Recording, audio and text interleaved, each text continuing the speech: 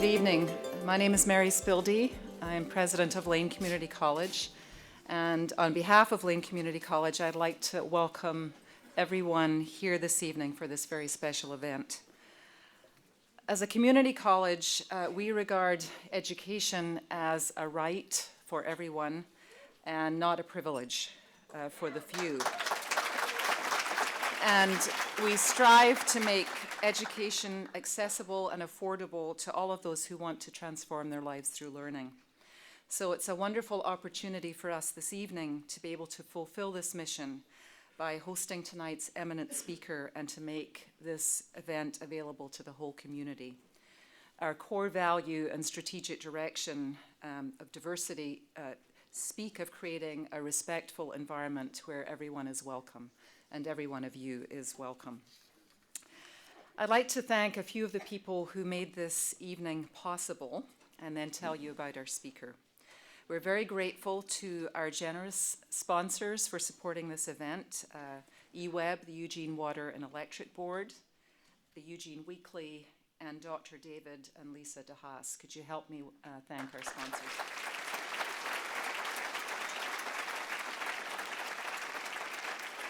And there are a number of people at Lane I would like to thank. Our Diversity Strategic Direction Committee, our Diversity Office, International Programs, Peace Center, the Professional and Organization Development Office, our Student Council of Clubs, the Asian Pacific Islander Student Union, and our wonderful Association of Students of Lane Community College, ASLCC.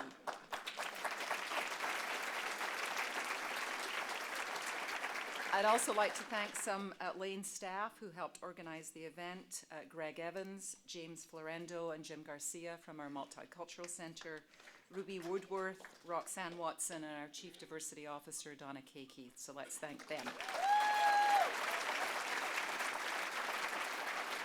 I'd also like to thank specifically some Lane students. I would like to recognize that our ASLCC president, Mary Weatherhead, is here this evening.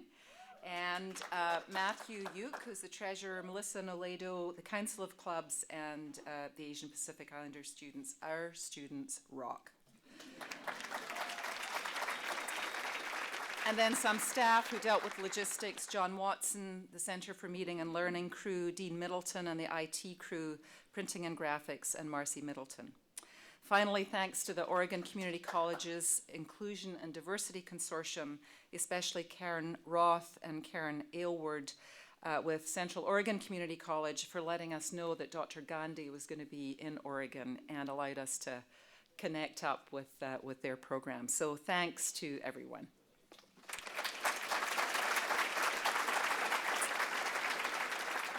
I'd also like to welcome a couple of our board members who are here this evening. They're elected officials who govern this college, Pat Albright and Susie Johnston. Thank you for being here this evening. And I'd also like to welcome Victor Spence, who is Dr. Gandhi's liaison.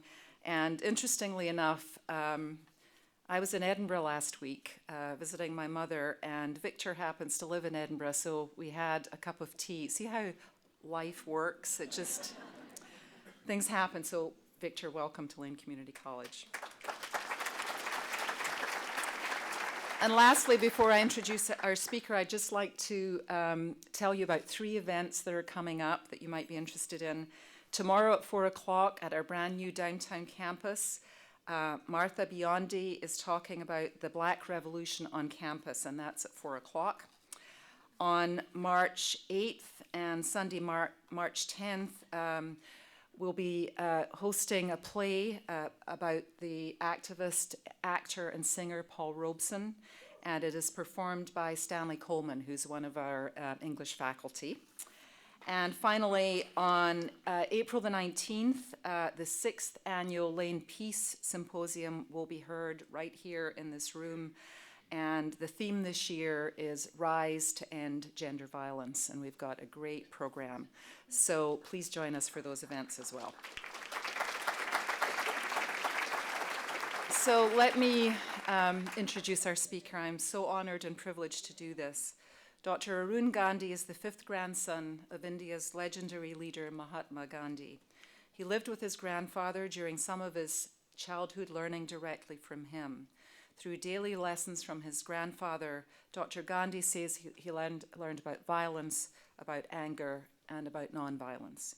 His time with his grandfather inspired him to continue his grandfather's work and to take a similar path as a peace activist and advocate for nonviolence. Although born in South Africa, he and his wife decided to live in India, where he worked as a journalist for the Times of India for over 30 years. He and his wife together started social and economic projects for the uplifting of the oppressed using constructive programs, the backbone of Gandhi's philosophy of nonviolence. In doing so, they changed the lives of hundreds of thousands of people and assisted over 300 economically deprived villages in India. In 1987, he moved to the United States and in 1991 founded the M.K. Gandhi Institute for Nonviolence. In 2008, he also founded the Gandhi Worldwide Education Institution. Dr. Gandhi has written several books. In fact, he will be selling and signing some of these books in the back of the room at the end of the program.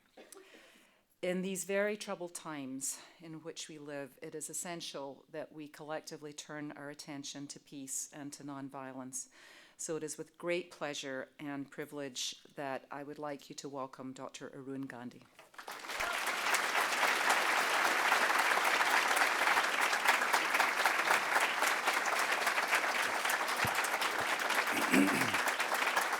Thank you. Thank you very much. I am really overwhelmed by the love and response of the people of Oregon.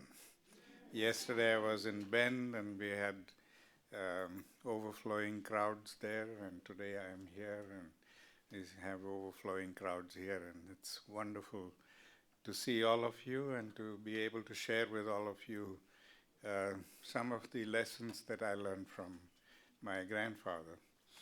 I also want to acknowledge the presence of Rinpoche, a Buddhist leader who lives here in Eugene and working for peace like me, and has the vision of establishing a peace center in Eugene sometime soon. And I wish him all the best in his effort. I was, as you were told in the introduction, born and brought up in South Africa, where I suffered prejudices at the hands of whites and the blacks. The whites beat me up because they thought I was too black, and the blacks beat me up because they thought I was too white. And it filled me with a lot of rage, and I wanted eye for an eye justice. My grandfather also had the same experience many years before me, but he turned his experience into the philosophy of nonviolence and was able to practice it very successfully in South Africa and then later in India. But I didn't have the same wisdom as him. And so typically like any young person, I wanted to fight back and be strong to do that. And that's when my parents decided to take me to India and give me the opportunity to live with grandfather and hopefully learn something from him. And I'm very glad for my parents taking that decision, because I think in many ways the 2 years that I spent with grandfather really changed my life and made me who I am today.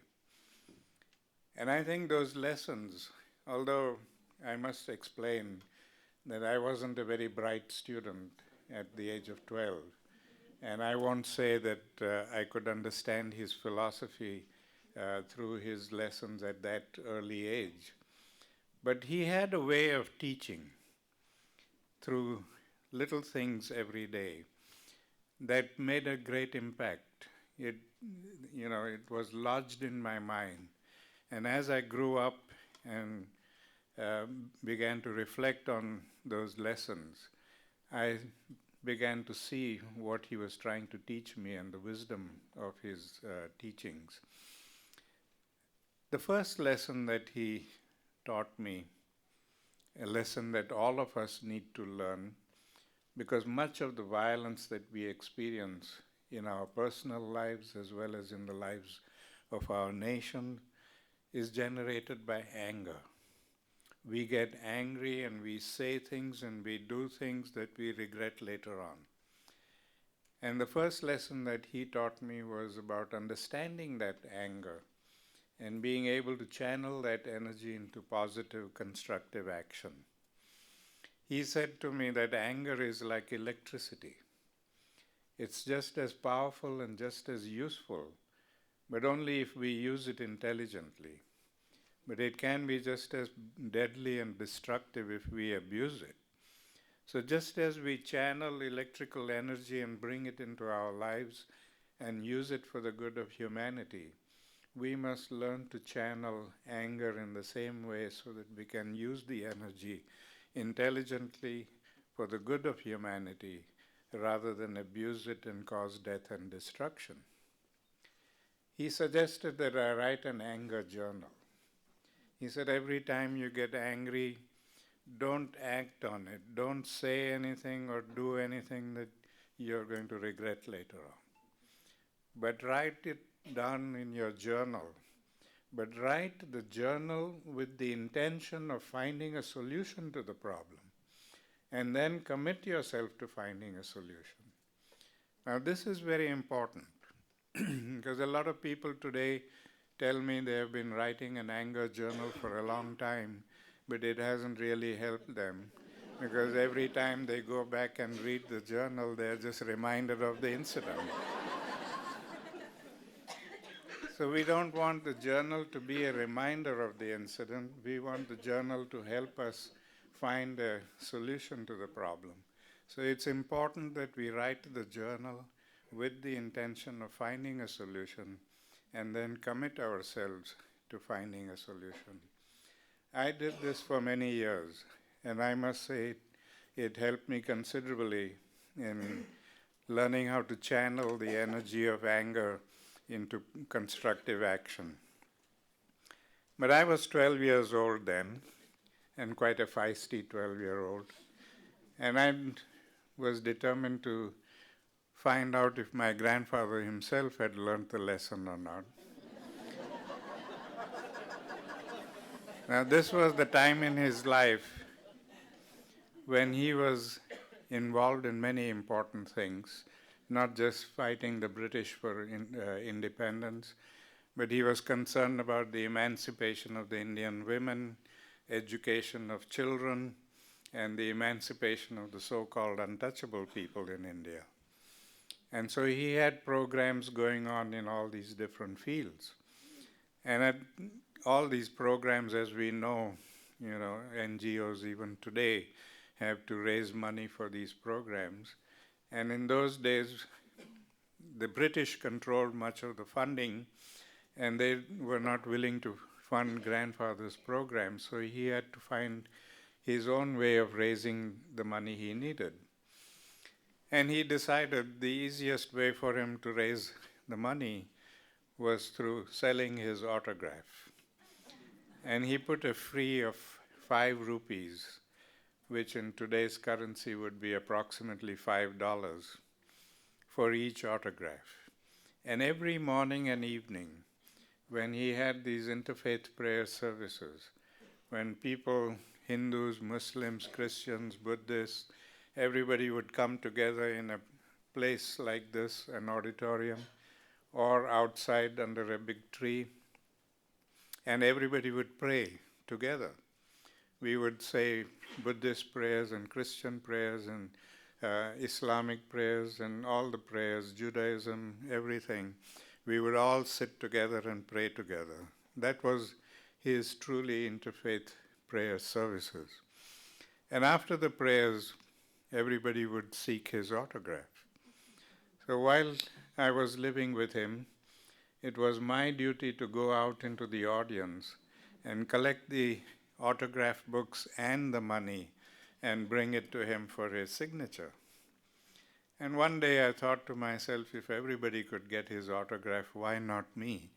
After all, I'm his grandson and I deserve an autograph too. So I got myself a little autograph book and slipped it into the pile because I didn't have any money. But when he came to that autograph book, he said, "Why is there no money for this autograph?"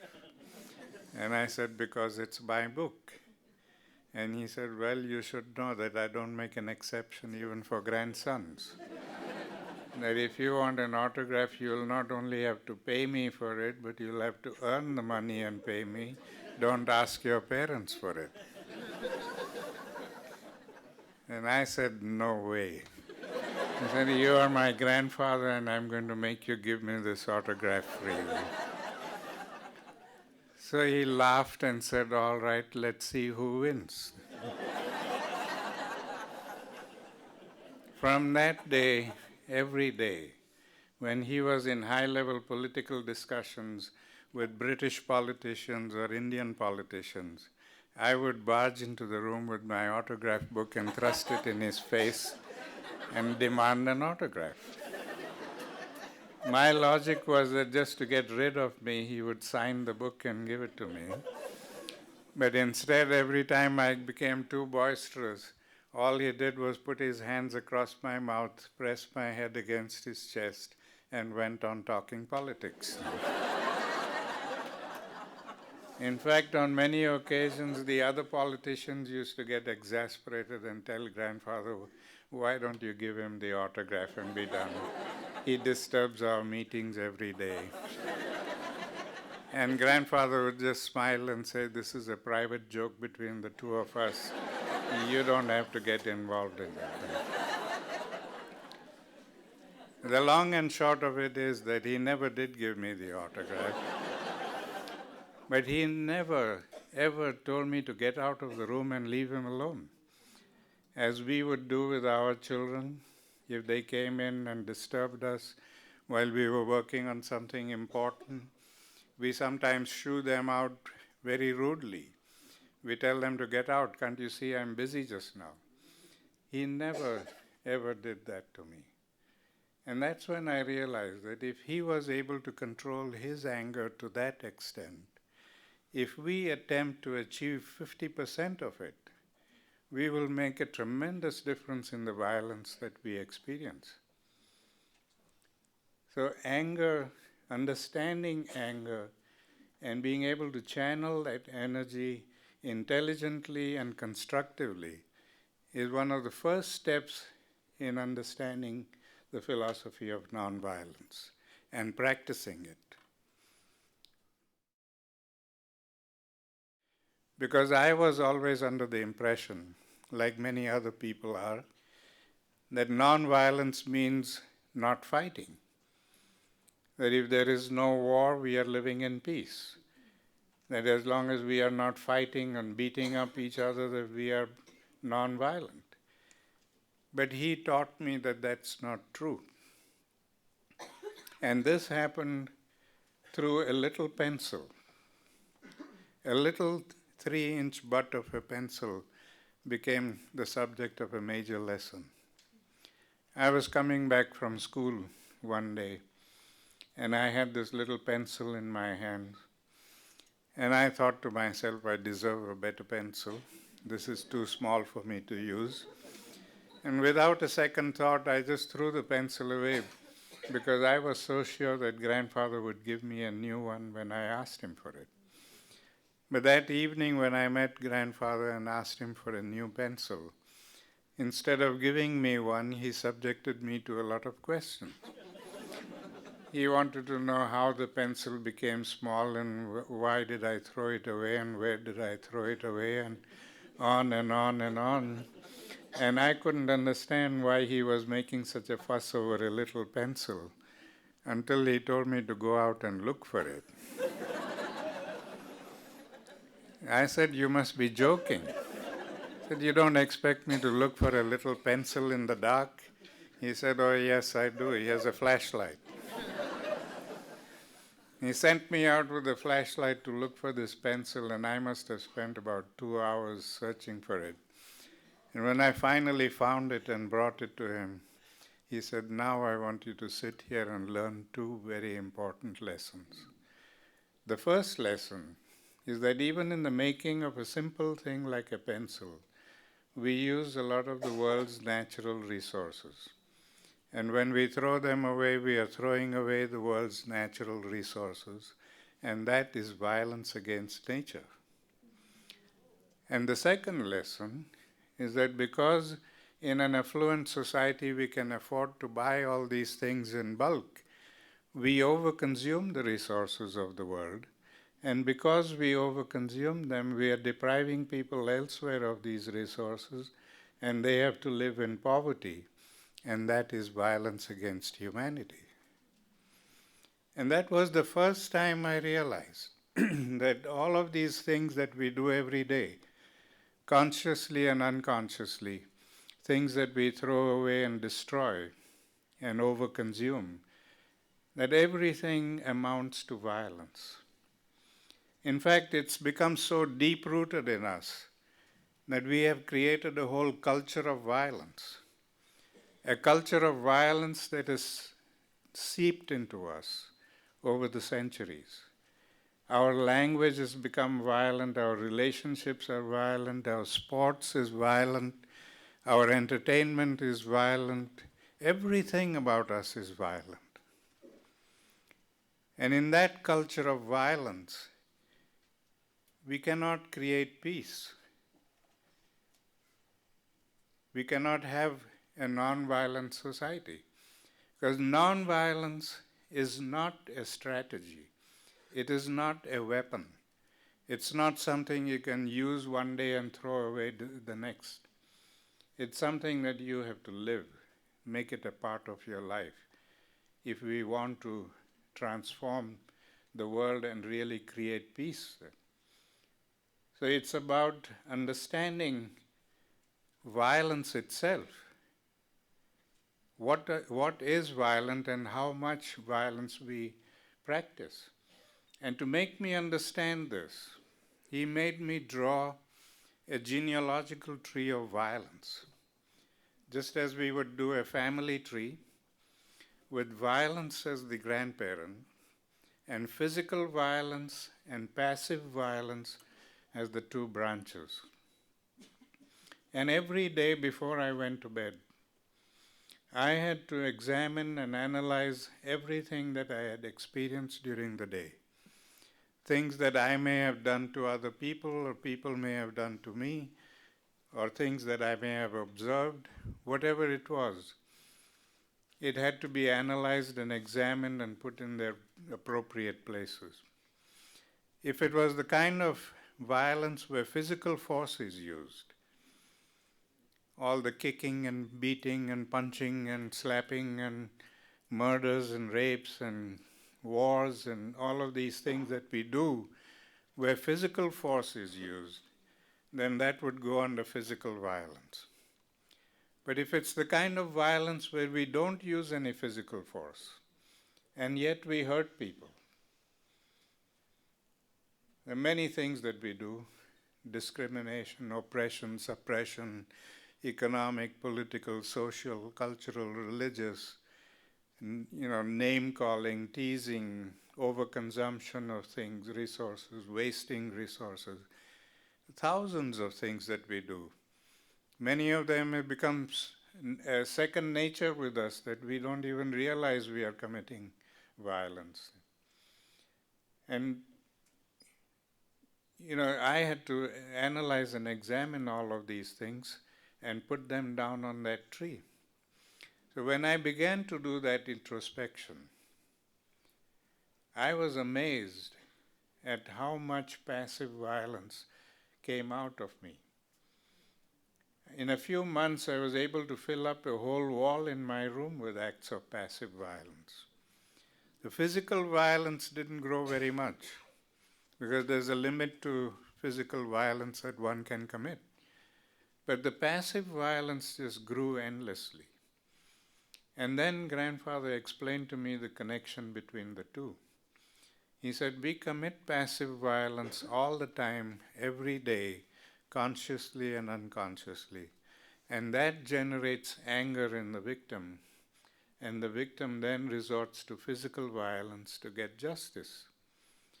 So it is passive violence that fuels the fire of physical violence.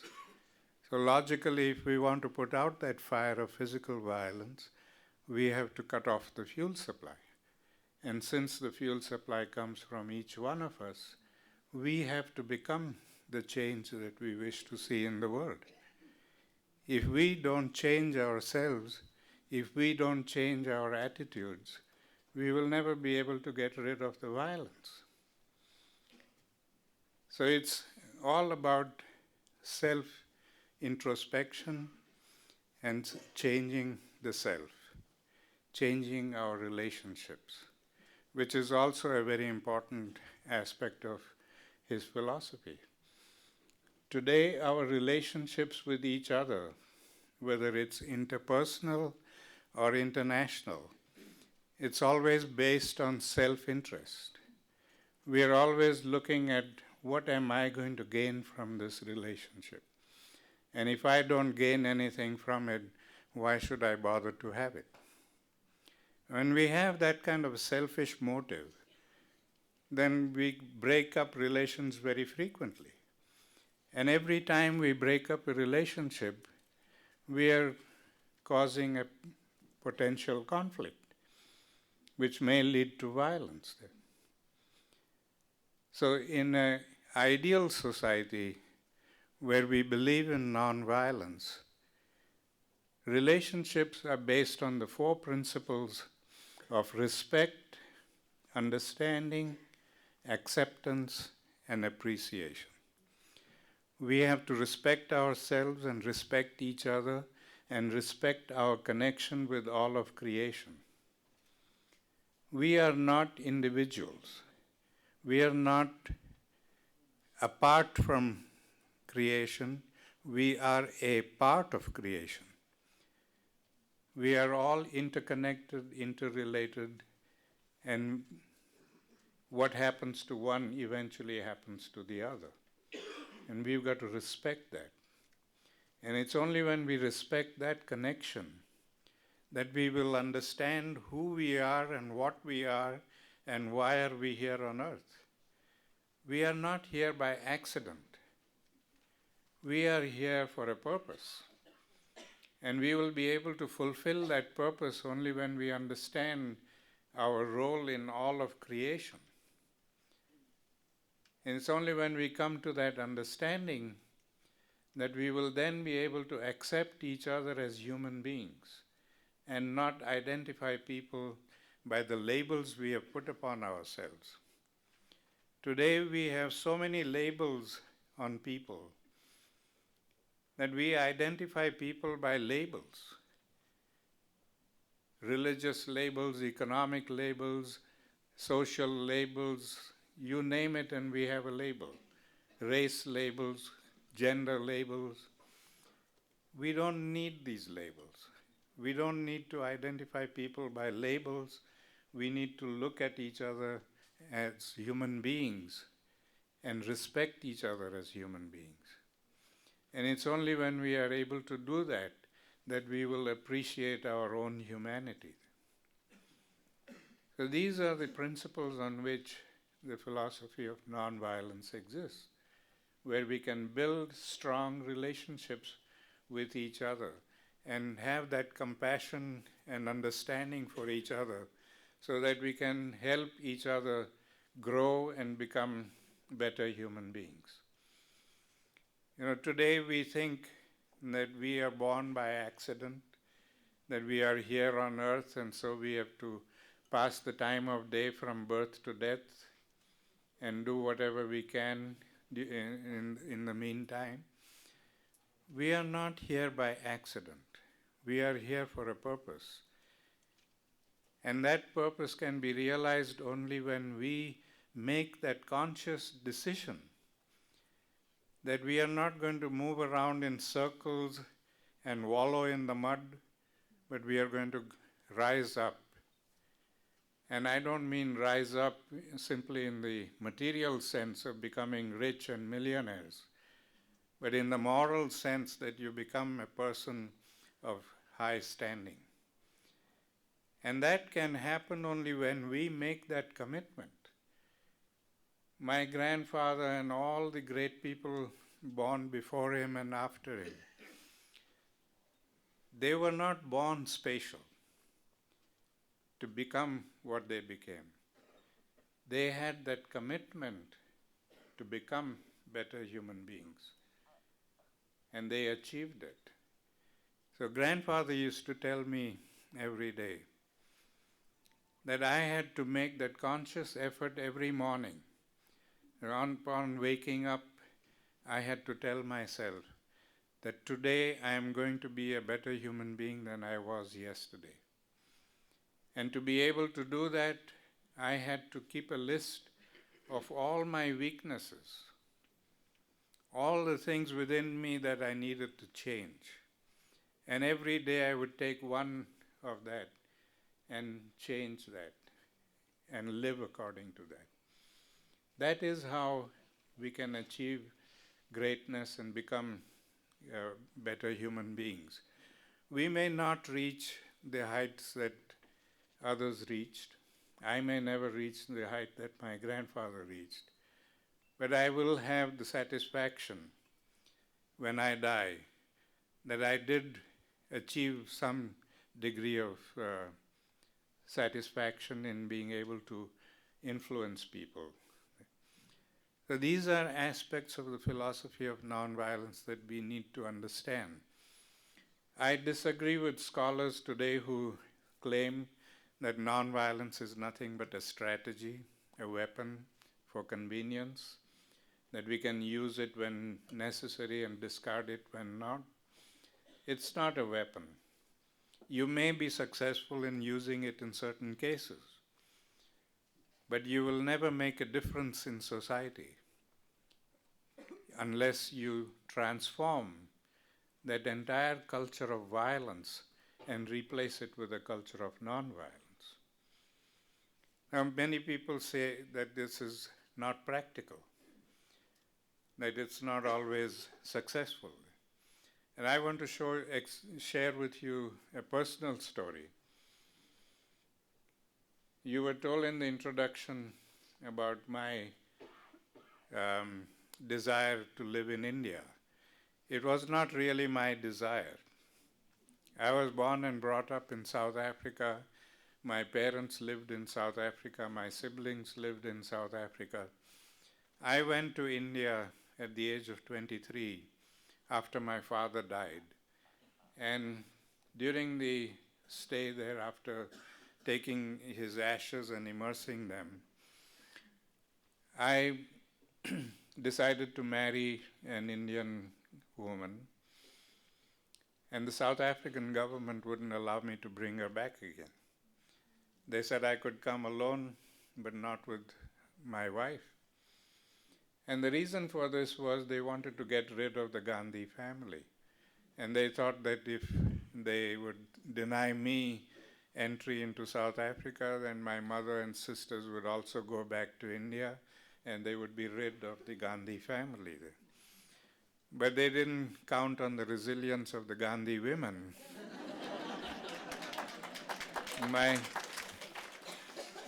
My mother and my sisters decided to continue remaining there and continue fighting apartheid. But I was forced, because of my decision to marry, forced to live in India. And I'm not regretting it now, because it was a turning point in my life. But the story that I want to share with you was, in 1968, while I was living in India, an Indian friend of mine from South Africa wrote to me that he was coming on a visit to India for the first time. First time he was leaving the shores of South Africa. And he was very nervous, and he wanted to know if I would make his arrangements for his stay in India and be his host and all that. And because he was a very good friend, I said, all right, I'll do it. And he was coming by ship. And the ship arrived in Bombay at about 10 o'clock in the night, and I was the first Indian to go on board.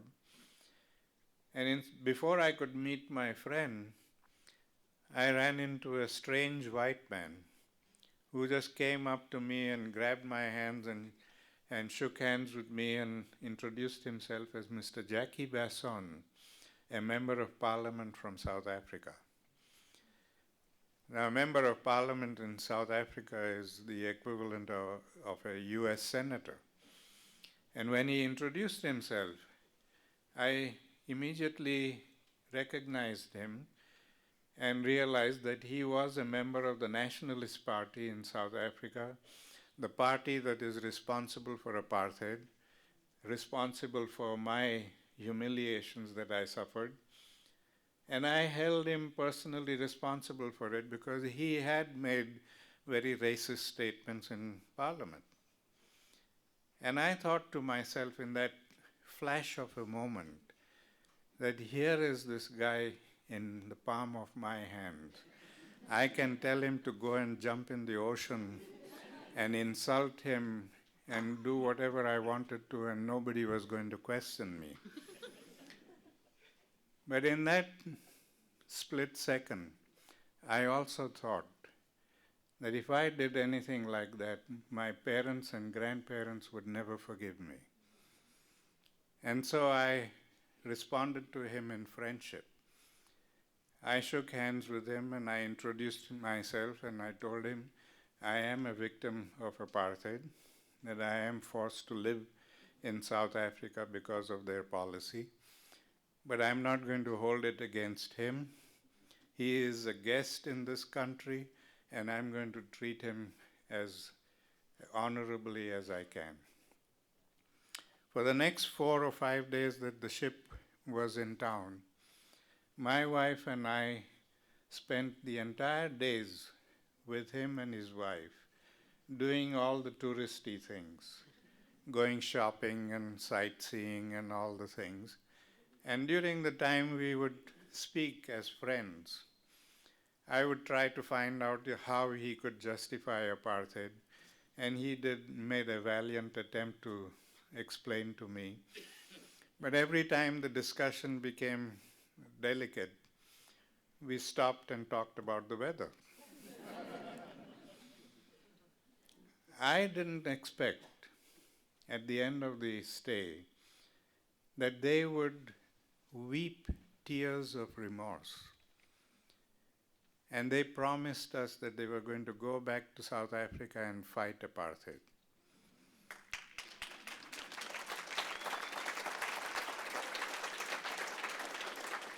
I was still a skeptic at the time. I wasn't willing to accept his words. I told my wife, I said, let's wait and see. These people have the habit of coming out of the country and saying one thing and going back into the country and resuming their attitude. So let's wait and see whether he really means this or he's just saying it to make us feel good. And I followed his political career for the next 5 or 6 years. And I must say he was a completely changed person. He spoke against apartheid to such an extent that he's lost his seat in parliament. He was thrown out of the party, but he never gave up his opposition to apartheid. And I think about that very often. If I had given in to my first initial reaction, and if I had insulted him, would I have gained anything? I think I would have just been satisfied for a moment that I was able to insult a white South African and get away with it. But ultimately, he would have gone back a confirmed racist, and he would have believed that, yes, these people deserve what they get. But by responding to him in friendship and love and respect, we were able to transform this person and make him a better human being. And that is what nonviolence is about. That we transform people through our love and respect and understanding of each other. Not by aggressive ways, not by ramming it down their throat, but by being kind and nice and explaining to them. We perpetuate violence in our lives through the way we bring up our children. People tell me that we are human beings and violent by nature, that we are born violent and there's nothing we can do about it. And I don't agree with that. Because if we were born violent, we wouldn't need military academies and martial arts institutes to teach us how to fight and kill. The reason we need these academies is because we don't know how to fight and kill. We have to learn it. But the way we perpetuate this is by the way we bring up our children. Every time we punish our children for misbehavior, we are teaching them that people who misbehave need to be punished. And that is the first seeds of violence that we are planting in the minds of children. In a non-violent society, there is no place for punishment. There is place for penance. And we grew up, my two sisters and I, grew up in a family that believed in non-violence. Our parents didn't punish us. Whenever we misbehaved, they did penance for us. Depending on how serious the offense was, they would skip a meal one day, or fast for the whole day, or fast for 2 days. They would sit at the table, they would cook the meals, they would feed us, and they would tell us that they were not going to eat because they were not good parents.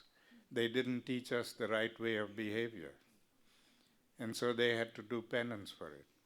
But because the relationship between parents and us was based on love and respect for each other, we felt awful when our parents had to do that. And we made sure that we never did that again. And that is what nonviolent parenting is about. I want to share with you one personal story. When I was 16 years old, and we had come back to South Africa after the wonderful time I had with grandfather, and we were living in this community ashram that he had created in 1903. And when he went back to India in 1915, much of the community went back with him. So when my two sisters and I were born, there were very few people left in the community. And there were no children there at all. So we didn't have anybody our age to relate to. And so we would look forward to going into town and visiting friends and seeing a movie or something. And we didn't get these opportunities very frequently, although this community was about 18 miles outside the city of Durban, in the midst of sugarcane plantations. But in those days, driving 18 miles into town to visit friends and things was unheard of. Today we jump into the car and go 80 miles to have dinner. But in those days, we couldn't do it, especially because my parents adopted voluntary poverty. So we didn't get those opportunities very frequently. But whenever we did, we would grab it. And I remember this one Saturday when my dad had to go to town to attend a conference, and he didn't feel like driving that day, and so he asked me if I would drive him into town. And I jumped at the opportunity and said yes. And since I was going into town, my mother gave me a list of groceries that she needed. And on the way into town, my dad reminded me of all the little chores that had been pending for a long time, like getting the car serviced and oil changed and all that. And he said, since you have the whole day to yourself, will you please attend to these things? And I said, all right. And when I dropped him off at the conference venue, he said, at 5 o'clock in the evening, I will wait for you outside this auditorium. Come and pick me up and we'll go home together. And I said, okay. And I rushed off and I did all my chores and bought all the groceries and did everything I was expected to do. left the car in the garage with instructions to do whatever was necessary. And being a 16-year-old, I went straight to the nearest movie theater. And I got so engrossed in a John Wayne double feature that I didn't realize the passage of time. The movie ended at 5:30. I ran from there and to the garage and got the car and rushed to where my dad was waiting for me. I reached there at 6, 1 hour late. And he was naturally anxious and wondering what happened to me. And he was pacing up and down. And the first question he asked me is, "Why are you late?" And I was so ashamed to tell him that I was watching a John Wayne double feature that I decided to lie to him and tell him that the car wasn't ready. I had to wait for the car, not realizing that he had already called the garage and asked them. When he caught me in the lie, he said, "There's something wrong in the way I brought you up that didn't give you the courage to tell me the truth, that you felt you had to lie to me. And I've got to find out where I went wrong with you." And in order to do that, he said, "I'm going to walk home 18 miles. I'm not coming with you in the car." There was absolutely nothing I could do to make him change his mind. He just started walking. Much of those 18 miles were through sugarcane plantations, dirt roads, late night, no lights. I couldn't leave him and go away. So for nearly 5.5 to 6 hours, I was crawling behind him, watching him go through all that pain and agony for a stupid lie that I uttered. And I decided there and then that I was never going to lie again. Now that was a very powerful lesson in nonviolent parenting. If he had punished me for lying, like we would do with our children, I don't think I would have learned the lesson.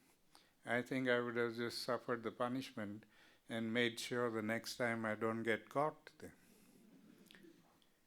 So these are aspects of nonviolence that all of us need to understand and remember, and make it a part of our lives so that we can change this world and make it a better place for peace and harmony to prevail. So I want to now conclude with one final story, a story that my grandfather used to be very fond of telling us, of an ancient Indian king who once became very curious about the meaning of peace. And he invited all the intellectuals in his kingdom to come and explain. And everybody did their best, but nobody could satisfy the king. And then one day, there was an intellectual from another town who came on a visit, and the king asked him to explain the meaning of peace. And he said, "The only person who can give you a satisfactory answer is an old sage who lives outside your kingdom. But he is so old that he cannot come to you. You will have to go to him and ask him this question." So the next day the king went to this sage and asked him the meaning of peace. And the sage quietly went to the back of the house and came back with a grain of wheat and placed that grain of wheat on the king's palm and said, "Here is your answer." And of course the king didn't know what a grain of wheat had to do with peace. And he didn't want to show his ignorance. So he quietly clutched that grain of wheat and went back to the palace, found a little gold box, and placed that grain in the box. And every morning he would open the box to see if he could find an answer. And of course he couldn't find any answers. Then a few days later, when this intellectual came back on a return visit, the king asked him to explain. He said, "You sent me to the sage, he gave me this grain of wheat, and I don't know what a grain of wheat has to do with peace." And that's when the intellectual said, "It's very simple." He said, "As long as you keep this grain of wheat in this box, nothing is going to happen. It will eventually rot and perish, and that will be the end of the story. But if you had allowed this grain of wheat to interact with all the elements, if you had planted this outside in the soil, it would sprout and grow, and very soon you could have a whole field of wheat. And that is the meaning of peace. That if somebody has found peace, and if they keep it locked up in their hearts, it will perish with them. But if they let it interact with all the elements, it would grow, and very soon we could have a world full of peacemakers. So I have come here today to give you that grain of wheat that I got from my grandfather, and I hope that you won't let it rot and perish, but let it interact so that all of us together can change this world and make it a better place for future generations. Thank you.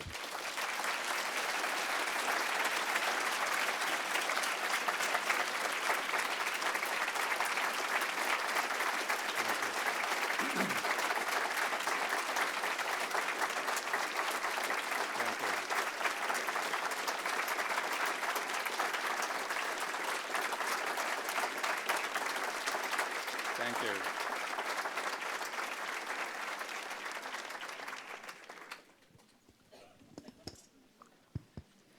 Dr. Gandhi has agreed to take some questions. We've got a couple of microphones. We'll come around, and Dr. Gandhi, if you'd like to call on the people, we'll just get to them with the microphone. If you'd raise your hands, the mic can be brought to you.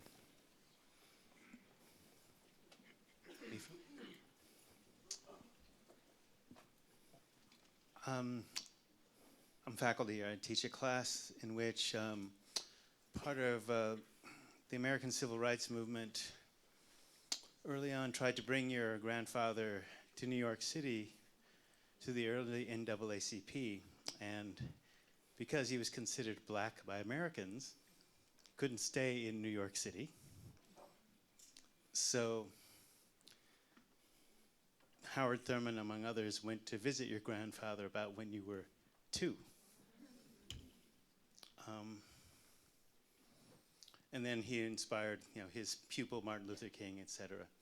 So to hear your story about how you were beaten up by blacks in South Africa, and then I heard you talk about, when you were talking about the parliament member, talking about your experience of apartheid. Mm-hmm. And sometimes if you're telling the truth about your experience, it's difficult. People feel that you are actually doing violence to them, telling them about the horrors that you're living through. Can you comment on that? Well, we cannot have a perfect society. There is some violence in society that is inevitable. And if that violence is leading to something good, then there is some need for that kind of violence. Because if we believe in absolute nonviolence, then we couldn't even walk, because the mere act of walking, we are crushing little insects underground, and that is violence too. So we can't take it to the ultimate limit. What we can do is to reduce the level of violence that we practice every day and bring it down to the barest minimum.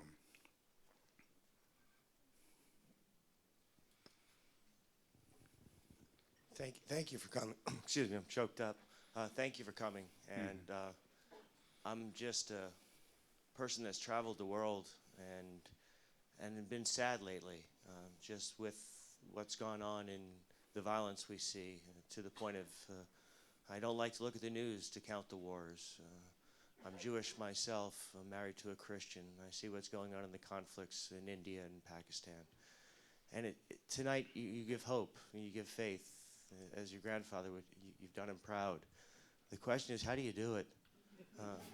Because I find that the easiest way is to avoid it.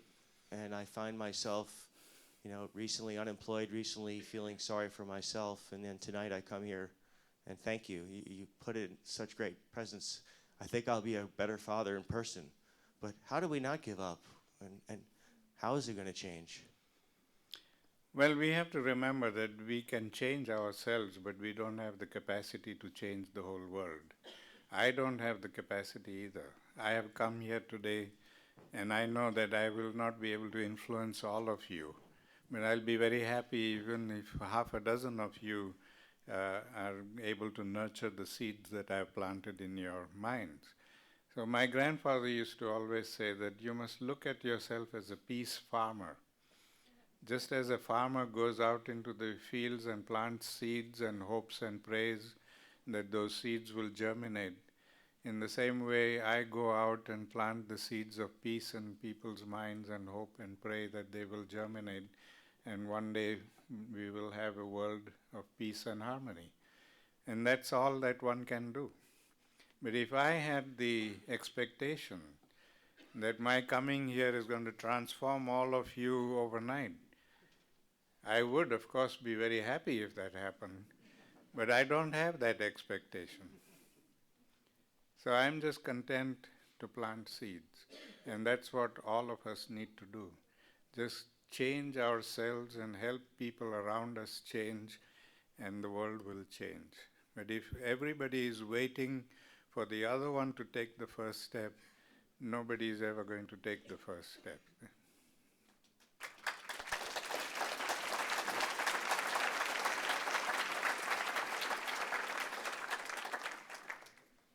Hello, and thank you again for coming.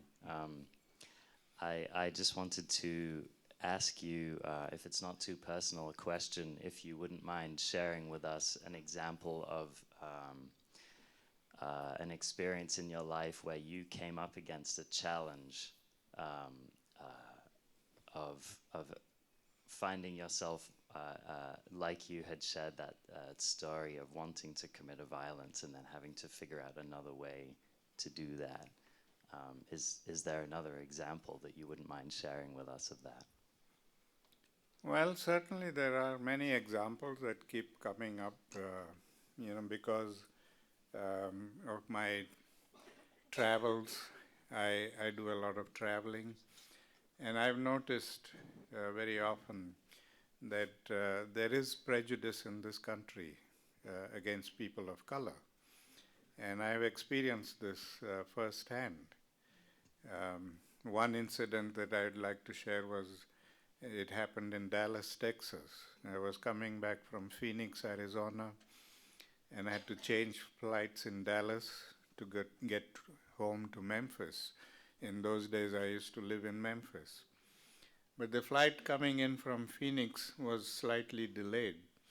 And when I ran from the gate to the Memphis gate, I found that there was, although they had Memphis still written on the board there was nobody at the counter, and there was hardly any passengers sitting in that at that gate. So I wondered whether the flight had departed or what was happening. So at the next counter, there was a flight attendant working there, and at that time this was Northwest Airlines. So I went up to her and I asked her, could you please tell me if the Memphis flight has departed or is it late? She looked up at me and she pointed and said, that is the Memphis counter, go and wait there. So I went and stood there. And a few minutes later, two white men came and asked her the same question. And she immediately punched the keys of the computer and told them the flight was coming in at this gate, but it was late and they could wait there at the gate. I heard this, and so I went up to her and I asked her politely again. I said, I asked you the same question just as politely as they did. Why didn't you give me the same answer? And she just turned around and walked away inside. And there was nothing I could do. So I thought about this all the way back home to Memphis. And I said, what should I do? Should I just suffer this and let it be, or is there something that I can do? I had seen her name on the name tag that they wear, And I could have written to Northwest and complained and given her name, and maybe she would have lost her job. And I said, I don't want that to happen. I don't want her to become a victim. And so eventually what I did was I did write to Northwest, and I said, I know the person's name, but I'm not going to reveal it because I don't want her to be punished. But I can see, obviously, that your staff needs training in multicultural relationships, and I hope you will consider giving this. I don't know whether they did it or not, but the outcome of it was that I got a letter of apology with a free ticket.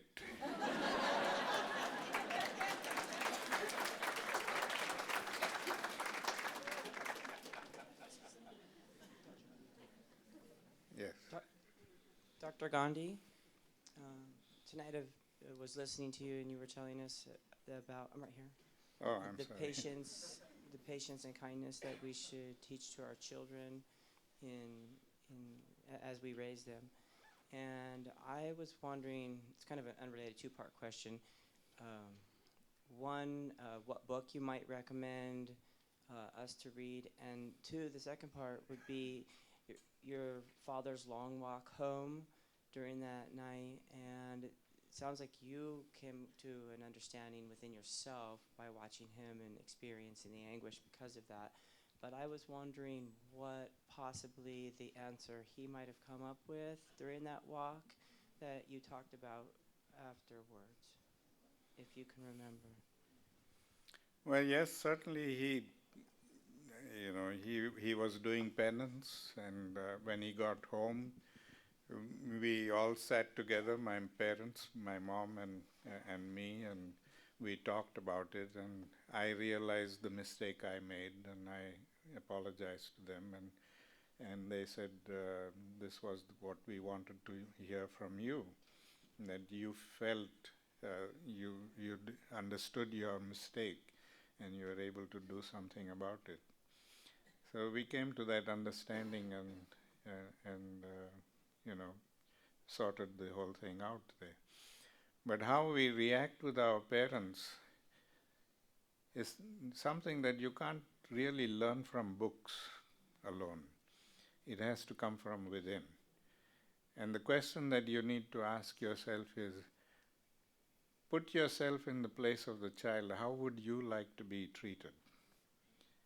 Would you like somebody to come and slap you around and say, you have to do this and because I'm telling you to do it?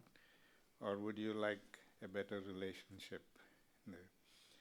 And through that understanding, you can then react in the same way with your child. Give them the respect that you expect from them or from others.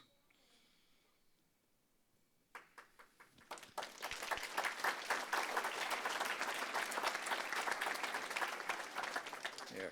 Hi. Hi. So I have a question about tone of voice if you're trying to create peace, because often I have a problem with my partner if coming off too harsh when trying just to talk in a sort of passionate voice instead of coming off as in anger, because I don't intend to do that, but often that ends up happening. And what do you think would be a good way to change that? Well, we have, it's very important that you are aware of it. Once you are aware of it, then you have to do something to change it and have a better voice and better way of putting things. When we react to anything in anger, it doesn't really help. It doesn't have the same effect. What happens here in a culture of violence is that we are trying to control the other person through fear. And the more fear we can put in the person, the more control we think we have over them. But we also have the ability to get over the fear. And so we have to keep escalating the punishment and our power so that we can control them all the time. So, controlling through fear is never a very positive thing. Controlling through love and respect is much more important and much more positive.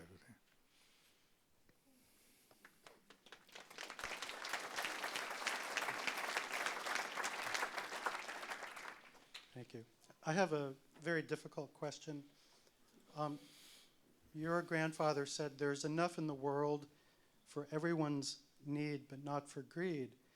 But when he said that, there were about 2 billion people instead of 7 billion people. Do you have some more recent insights on the difficulty of sharing the world equitably now that it is full and we're continuing to grow in our greed and our consumption? And I'd also like to recommend a book, Gandhi and the Unspeakable by peace activist James Douglas, which is recently out. Thank you. I think we still have enough in the world to feed everybody. We may not be able to make it possible for the whole world to live at the level we are living here in the United States. We may have to scale down our own lifestyle and be able to share with other people. And that is possible to do, and we can have peace and harmony all over the world. But we, in the United States, and especially in the developed countries, have become so greedy that we think we can protect ourselves and protect our nations and not worry about the rest of the world. We are being fed by this lie by politicians that we can build all the weapons and we can have a strong army and we can protect our nation and we don't have to worry about what happens to the rest of the world. And that is not true, because no country in the world can live in isolation. We will never be able to protect this part of the world if the other part of the world is going down the tube.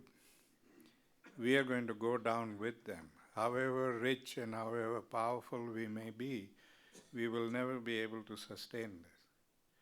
So the only stability and security of any nation is the stability and security of the whole world.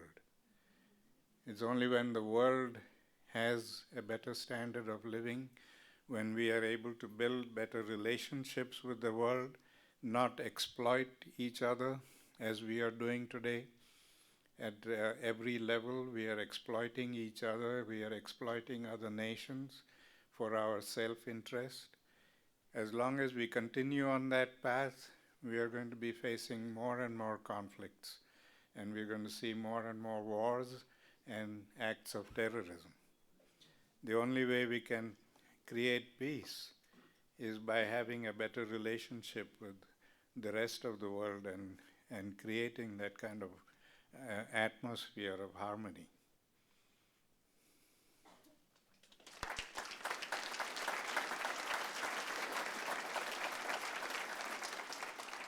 Mine is a simple but a complex question. What is your opinion or your belief in God, the major historical figures, religious historical figures, and also other faiths, and the pursuit of nonviolence through them? Well, my grandfather used to say that religion is like climbing a mountain. We are all going up to the same peak, so why should it matter to anybody which side of the mountain we choose to climb up?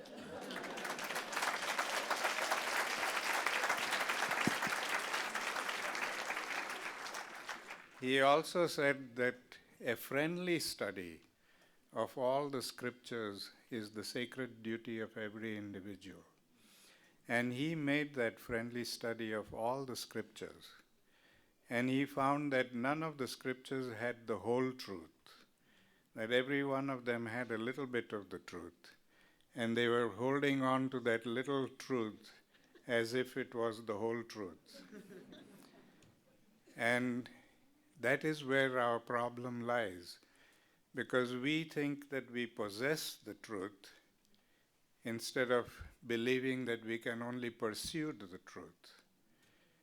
By feeling that we possess the truth, we close our minds, we don't think about anything else, we already have the truth. But the fact is that we really don't have the truth. And if we have that open mind that we can pursue the truth, then we will be able to build and enhance our own understanding of what God is and what religion is.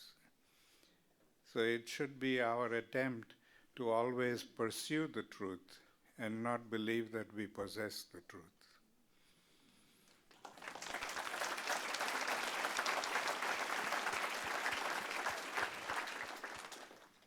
Hello. My question, I was thinking about your comments about violence engendering more violence, and I'm reminded of a situation happening currently. I'm sure everyone's aware of all the Sandy shootings and the previous shootings, and I read recently that in New York City now they're rounding up people diagnosed with mental illness who have not committed any crime, but as a precautionary measure. And I am very saddened and worried by this because I advocate for people with mental illness, and I myself have 5 diagnoses. And I'm wondering, how could we better respond to this situation? Well, I think, like I kept saying, that our relationships with each other should be based on respect and love, not by locking up people and putting people away and keeping them away from society. That's not the answer. We need to have a better relationship with everybody. And even people who are mentally challenged, we need to find out why are they mentally challenged and give them the love and respect that they deserve, and make sure that more people don't become mentally challenged.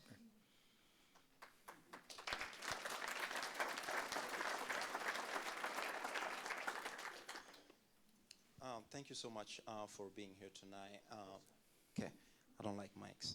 So basically, you talked about how violence is in our world, in our everyday life, like in sports, in pretty much anything. And you talked also about how we need to teach our children how to internalize nonviolence in the everyday life, and not use it as a one-time thing, but utilize it to grow and utilize that to change the world. But my main question is, how could a society that's already in violence teach the children how to do that? That's kind of like something I'm really, really worried about. And what type of advice you could give to all of us here that we can use to do? Because there's those little things you talked about already taking into consideration how we're talking to them, how we're teaching them. But we are already in a society that's like, I would say 99% in violence. How do we change that? Well, first of all, I have an objection to teaching. We don't teach people. We learn with people. I think all of us are learners. We are not teachers. The second thing is we have to live what we want our children to learn. We can't tell them to do something if they don't see us doing the same thing.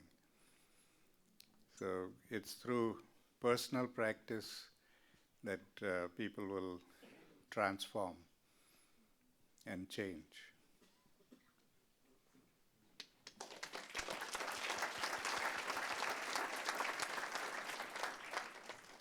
Hi, I was just wondering, you said about labels and how everyone is given a label. I have seen so many people take that label and accept that label and say, this is what my label is, and do not want to break away from that label because they're scared, and they use it as their definer. And I don't think that that's how people should live, but it's how everyone is being raised. And my question to you is, how do we break away from that label if it is ingrained in our brains that we are that label, that defines us? Well, that's as you rightly said, it comes out of fear, and we just want to be who we are and want to maintain that fear and keep away from rest of society. We have to overcome fear, and if we don't overcome fear, we can't really practice nonviolence. So fear has to be removed from us, and we have to have that respect and understanding of each other, that there won't be any domination or any fear, and it's going to be, it's not a immediate thing. The world is not going to change overnight. It's going to change very slowly, but somebody has to take the first step. The Chinese say that a 1,000-mile journey begins with the first step. If nobody takes that first step, the journey will never be completed. So we just have to take that first step and make that change.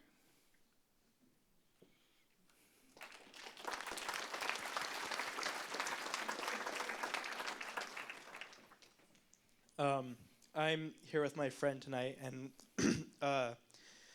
we both went through a very traumatic experience last May. Our friend was involved with some criminal activities, and the police were summoned to his home, where he lived in the woods, where it's customary to, when you hear something outside, you greet the door with a weapon of some kind, a gun, to protect yourself against any animals, wild animals, bears, or anything. And the police showed up at his house. He came to the door, and they saw his gun and shot him to death. And it was very, our whole town, we come from a town of little 600 people, and we were very scared and untrustworthy of our law enforcement. And you spoke earlier about how someone can walk across the floor and be violent against the little bugs on the floor and things. I'm asking, with our law enforcement and things, what is an acceptable amount of violence against people? Or what can we do that's acceptable but limits the amount of violence in our society? Well, I think this is an indication of the culture of violence that I talked about. And the police have to keep escalating the level of violence to be able to have control over people. The couple of weeks ago, I was at a medium security prison in New York State, and I was speaking to these prisoners, and one of them asked me what I thought about this new proposal that guns should not be sold to people who have mental illness. And I said, well, I think that everybody who goes to buy a gun has mental illness.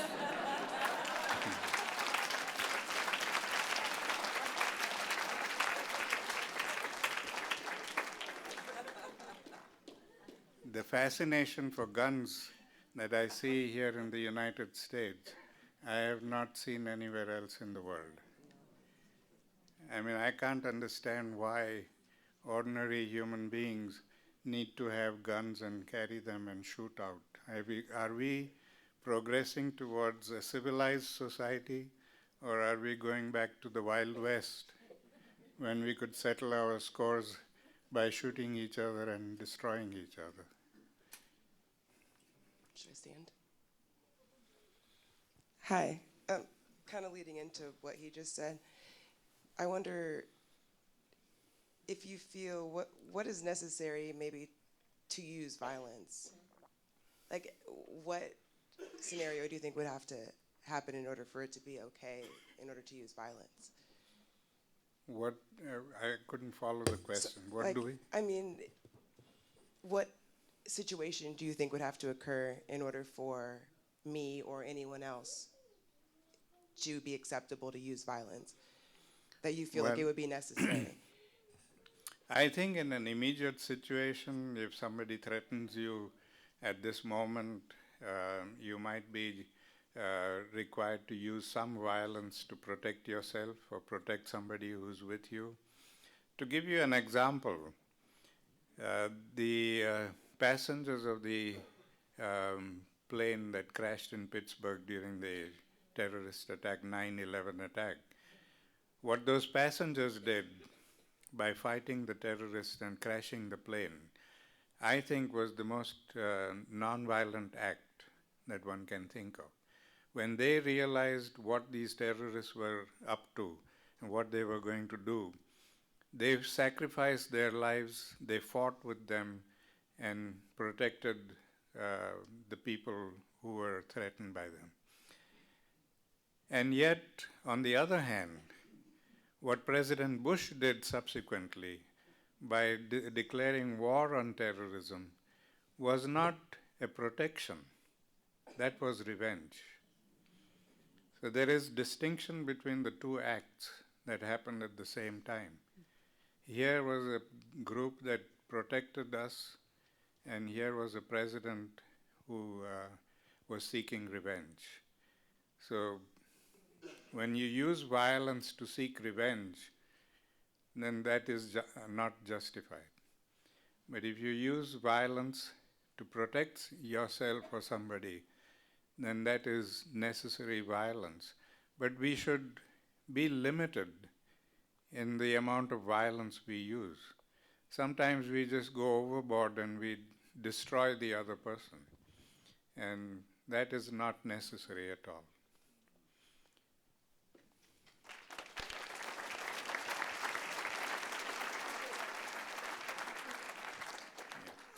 नमस्ते Namaste. मेरा नाम भी अरुण है I wanted to say that I have lots of questions, but I'll just focus on the global warming issues. That because of our extraordinary consumption of energy, we are causing several island nations to come pretty close to destruction, because when the sea rises by 3 feet, for example, Maldives will basically drown. How can we as global citizens reduce our violence, and how can we get our multinational corporations and our government to slow down their assault on the global natural resources? Well, they have kept us in their palms. They continue to produce, and they continue to teach us that we have to consume more and more. And we fall into that trap, and we want to consume. And we, like somebody was telling me the other day, that we have more lights in our bathroom than a family has in a third world country. And why do we need all that? It's just because it's there, we need to consume it.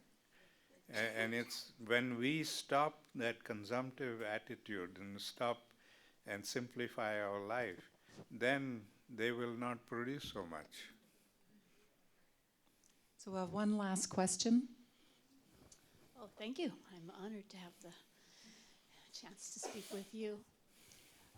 I appreciate that you've been talking tonight about how important our parenting practices are in terms of growing a next generation of children that maybe have more compassion and empathy. That's my life work. I've studied parenting practices around the world, especially in nonviolent cultures, for the last 25 years. And when I speak to a pediatrician mother in Bhutan and I say, how do we help our children be more compassionate? She says we must listen to them and treat them with compassion, of course. But when I speak to audiences in some countries such as this, I realize that parents aren't able to spend as much time nurturing their children like they do in the nonviolent cultures, because we have 12 weeks of unpaid leave for our new parents, and we have parents that feel like they both need to be working. Our children in this country, the majority of them are gone from parents 8 to 10 hours a day from the time they're 12 weeks of age. I wonder if you have an answer that I can offer these parents in terms of being there to nurture their children? Well, I don't have a very popular answer to that. My answer to that question is, I tell the parents, if your career is more important to you, don't have children. And if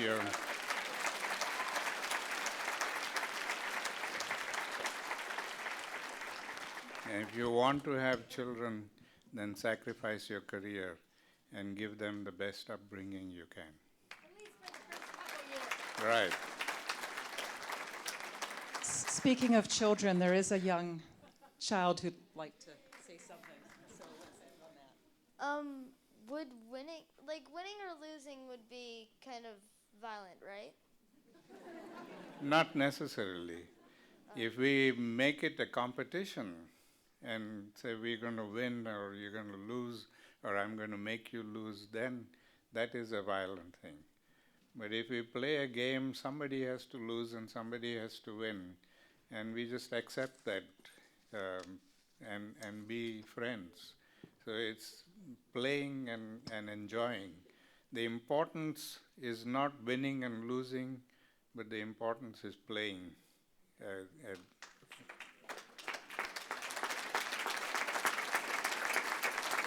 Thank you very much.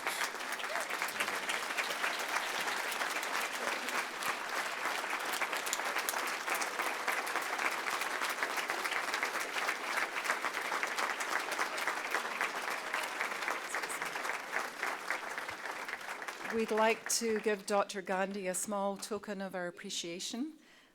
This is a Native American beading done by our own Marcy Middleton, and it has a peace dove in the middle.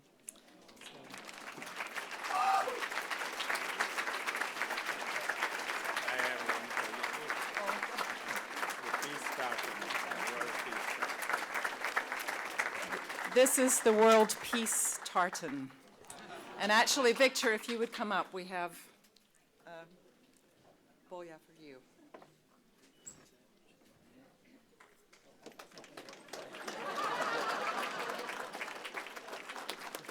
Thank you for coming.